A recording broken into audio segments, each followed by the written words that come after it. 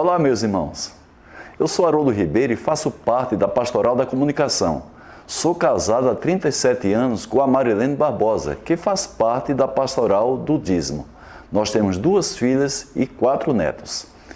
Eu espero que vocês todos estejam participando e também gostando da oração do Ângelus de segunda a sábado, às 18 horas, em nossos canais YouTube e Facebook.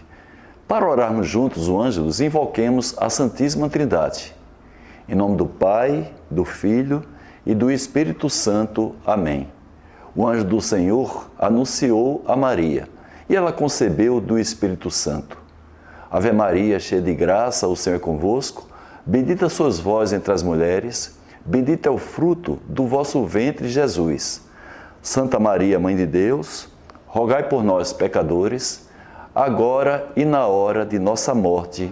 Amém. Eis aqui a serva do Senhor, faça-se em mim segundo a vossa palavra. Ave Maria, cheia de graça, o Senhor é convosco. Bendita sois vós entre as mulheres, bendito é o fruto do vosso ventre, Jesus. Santa Maria, Mãe de Deus, rogai por nós, pecadores, agora e na hora de nossa morte. Amém. E o Verbo se fez carne e habitou entre nós. Ave Maria, cheia de graça, o Senhor é convosco. Bendita sois vós entre as mulheres, bendito é o fruto do vosso ventre, Jesus. Santa Maria, Mãe de Deus, rogai por nós, pecadores, agora e na hora de nossa morte. Amém. Rogai por nós, Santa Mãe de Deus, para que sejamos dignos das promessas de Cristo. Oremos. Infundi, Senhor, em nossas almas a vossa graça, para que nós, que a conhecemos pela anunciação do anjo, a encarnação de Jesus Cristo, vosso Filho, cheguemos pelos méritos de sua paixão e cruz à glória da ressurreição. Por Cristo, Senhor nosso. Amém.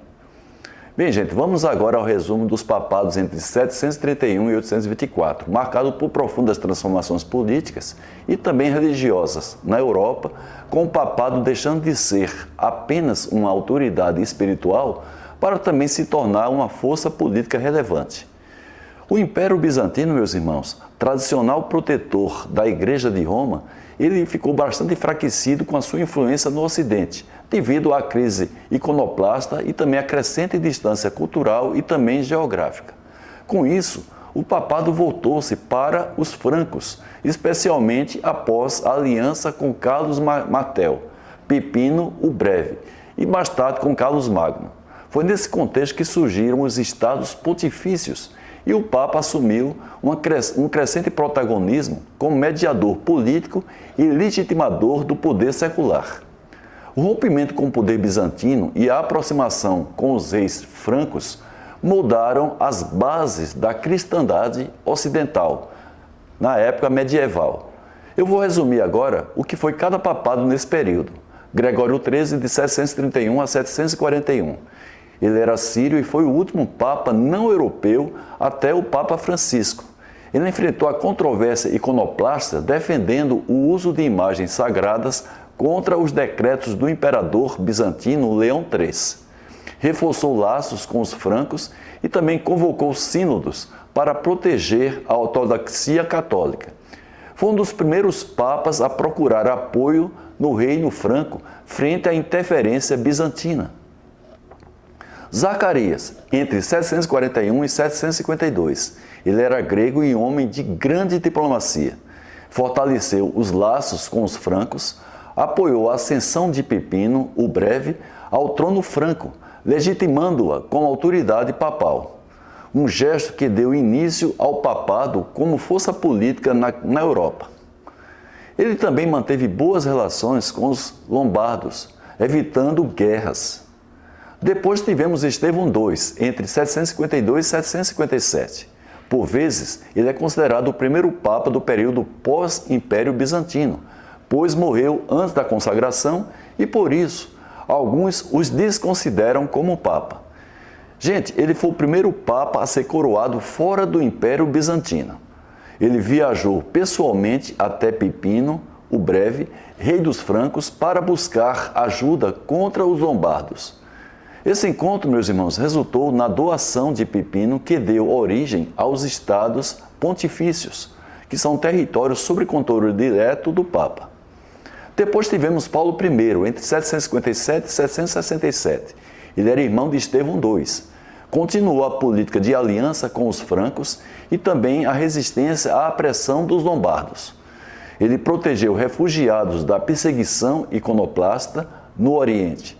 Buscou reafirmar o papel do papado como guardião da ortodoxia.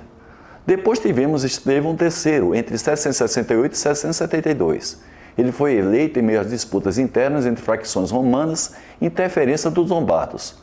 Condenou o apoio aos antipapas e reafirmou o poder do Papa nas eleições eclesiásticas. Ele convocou o Concílio de Latrão de 769 para reafirmar os critérios de eleição papal e proibir a eleição de leigos. Adriano I, entre 772 e 795, foi um dos papados mais longos da época. Ele fortaleceu a aliança com Carlos Magno, que derrotou os lombardos e reforçou também o poder temporal do papado.